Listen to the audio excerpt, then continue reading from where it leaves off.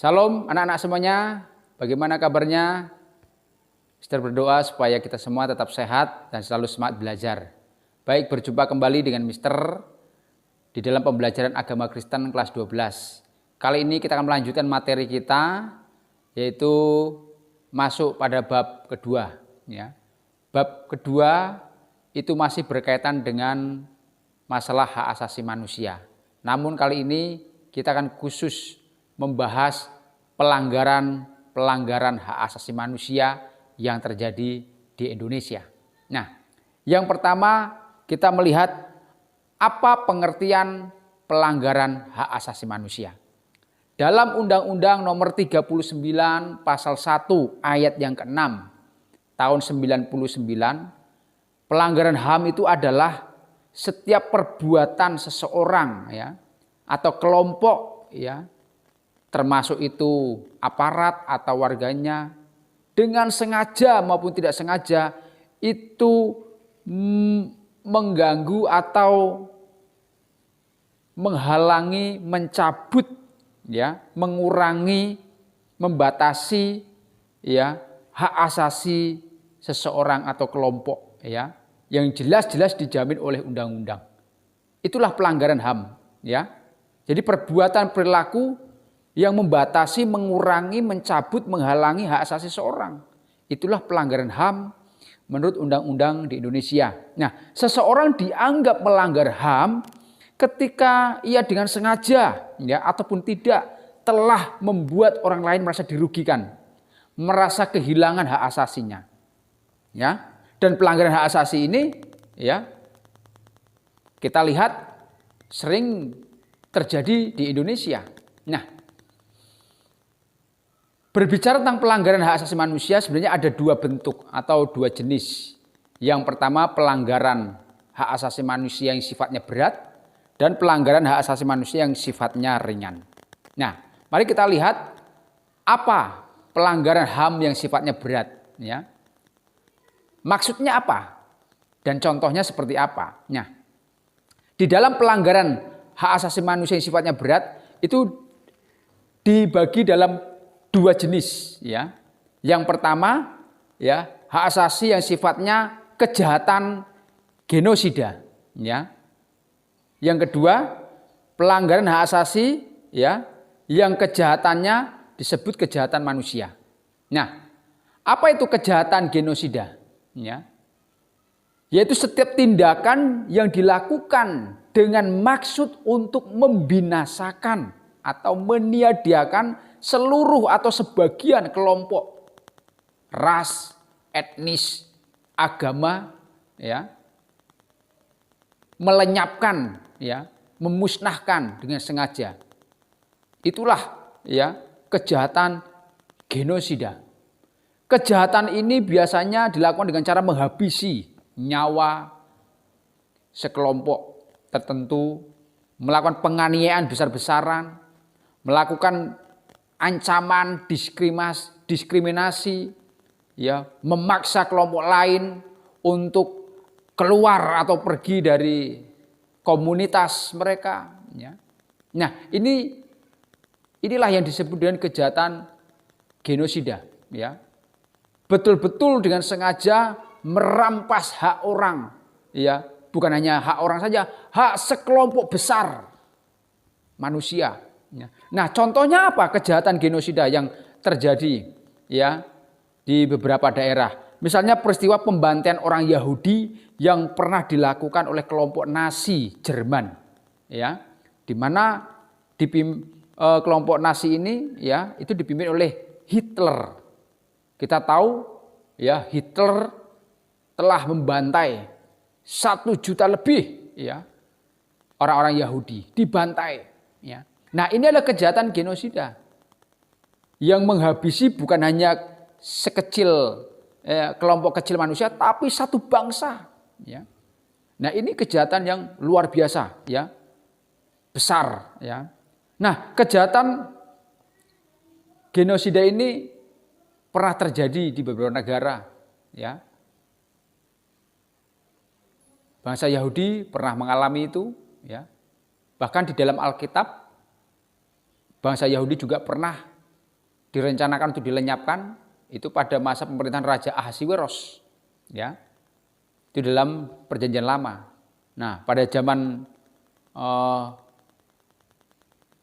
abad 20-an, 1920, bangsa Yahudi lagi-lagi diperhadapkan dengan situasi yang sama. Dibinasakan, dimusnahkan, dan itulah dilakukan oleh Hitler, ya.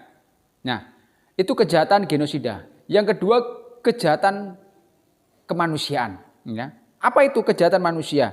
Yaitu adalah sebuah serangan, ya, meluas, serangan yang cukup besar, ya, yang ditujukan langsung kepada satu penduduk sipil di wilayah tertentu, ya.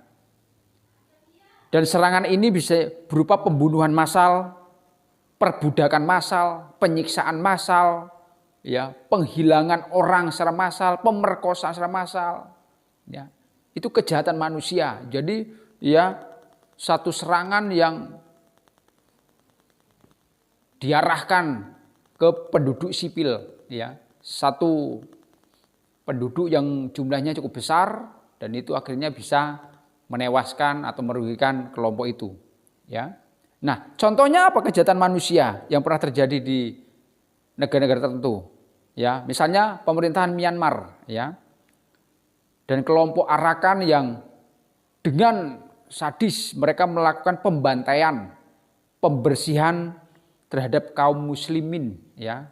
Kelompok Islam Rohingya pada tahun 2012.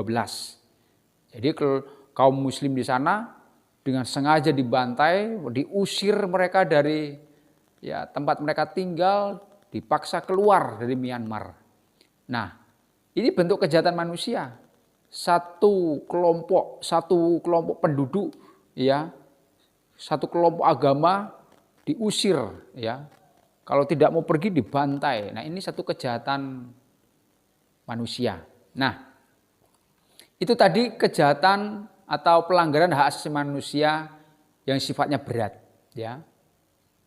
Berikutnya pelanggaran hak asasi manusia yang sifatnya ringan, ya. Apa yang dimaksud dengan pelanggaran HAM ringan ini?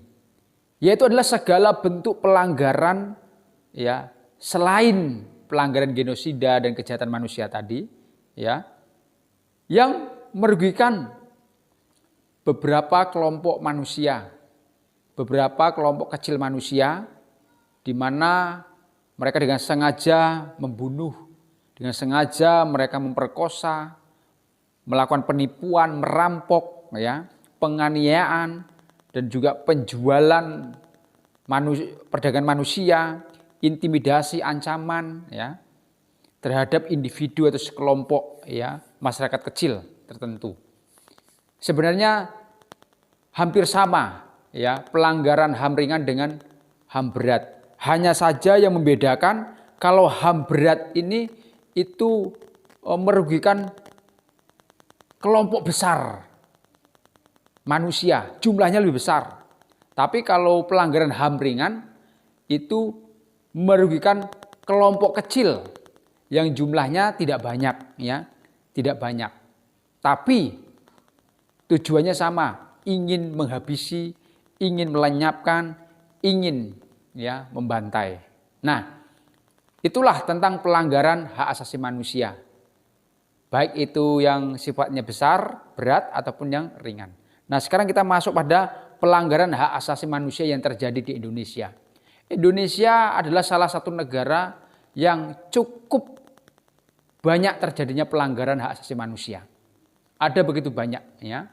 Contohnya pada tahun 98 terjadi peristiwa Trisakti, di mana, ya, beberapa mahasiswa yang demonstran itu terbunuh, ya, oleh serangan atau tembakan aparat, ya, yang menewaskan 4 mahasiswa dan melukai puluhan bahkan ratusan mahasiswa.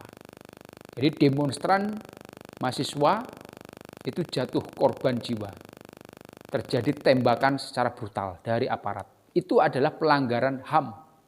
Ya. Kemudian pada tahun 2000 pernah terjadi perang antar suku, yaitu suku Dayak dan suku Madura. Ya. di mana suku pribumi ya berusaha mengusir ya suku pendatang Madura dan terjadi pembantaian habis-habisan dari anak kecil sampai orang tua dibantai. Nah, kita tahu bahwa Madura sebagai kelompok pendatang, mereka beberapa waktu lamanya harus keluar dari Kalimantan. Ya. Nah itu bentuk ya pelanggaran HAM. Ya. Jadi pendatang diusir. Ya. Dan sebenarnya itu tidak boleh terjadi. Karena setiap orang berhak tinggal di negaranya sendiri.